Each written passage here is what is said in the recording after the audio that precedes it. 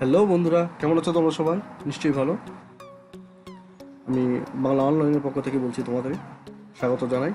নিশ্চয়ই ভালো আছো তোমরা সবাই। তো বন্ধুরা, আজকে তোমাদের কাছে যে ব্যাপারটা আমি শেয়ার করবো সেটি হচ্ছে কীভাবে আমরা আমাদের পেন ড্রাইভের র্যাম বৃদ্ধি করতে পারি, অর্থাৎ পেন ড্রাইভের স্পিড আমরা আরও দ্বিগুণ কীভাবে করতে পারি। যেমন পেন ড্রাইভ যখন আমাদের পুরাতন হয়ে যায় তখন সেটা অনেক স্লো হয়ে আসে, ঠিক আছে? তো তখন আমরা তেমন একটা স্পিড পাই না ফাইল ট্রান্সফার করার জন্য। তো সেটা আমরা কিভাবে আরও আপ করতে পারি সে ব্যাপারে আজকে তোমাদের সঙ্গে কথা হবে, ঠিক আছে? তো বন্ধুরা, তার সঙ্গে আরেকটি কথা, দেখো এখানে সাবস্ক্রাইব বাটন আছে, অবশ্যই সাবস্ক্রাইব করবে যাতে করে তোমাদের জন্য নতুন নতুন টিপস টিউটোরিয়াল নিয়ে আসলে আমি তোমাদের কাছে দিতে পারি, ঠিক আছে? আর তার সঙ্গে দেখো এখানে বিভিন্ন ধরনের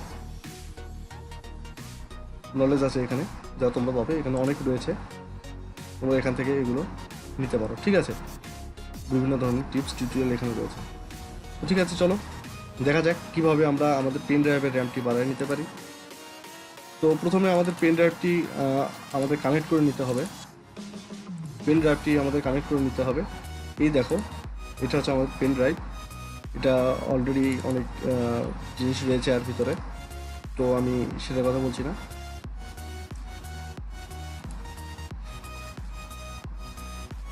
ফার্স্টে আমাদের যা কাজ হবে, আমরা পেন ড্রাইভের প্রপার্টিতে যাব।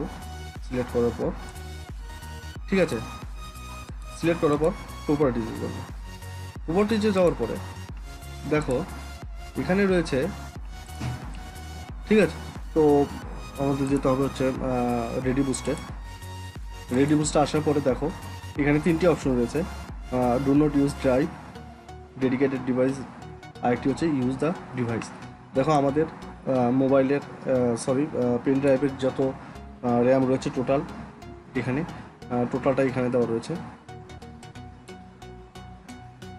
ঠিক আছে?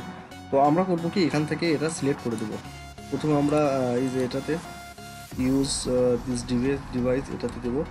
দেওয়ার পরে এখান থেকে আমরা যত এমবি এখান থেকে সিলেক্ট করে দেবো, তত এমবি আমাদের এই পেন ড্রাইভ থেকে কমে যাবে।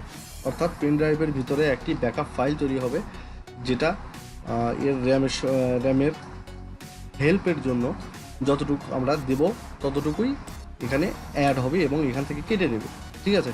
তো আমরা সেই হিসাবে এখান থেকে একটি স্পিড দিয়ে দেবো, যে আমরা ম্যাক্সিমাম কত স্পিড দিচ্ছি। দেওয়ার পরে অ্যাপ্লাই ওকে, ঠিক আছে? অ্যাপ্লাই করে ওকে করে দিলেই আমাদের এটার ভিতর থেকে আমরা যত এমবি এখান থেকে সিলেক্ট করে দেবো তত এমবি এখান থেকে কেটে নেবে। কেটে নিয়ে এর ভিতরেই একটা ব্যাকআপ ফাইল তৈরি হবে। আর সেই ব্যাকআপটুকু স্পিড বাড়াবে হচ্ছে পেন ড্রাইভের, আর বাকি যতটুকু এমবি থাকবে সেটা আমাদের ফাইল ট্রান্সফারের জন্য রেডি থাকবে আর কি। তো আমি এখন অ্যাপ্লাই ওকে করছি না, কারণ আমার এটার ভিতরে অলরেডি অনেকগুলো ফাইল রয়েছে, ঠিক আছে? তো এটা খুব ইজি একটি প্রসেস, তো তোমরাও বাড়িয়ে নাও তোমাদের পেন ড্রাইভের স্পিড, ঠিক আছে? তোমরা এই পর্যন্ত ভালো থাকো, ঠিক আছে?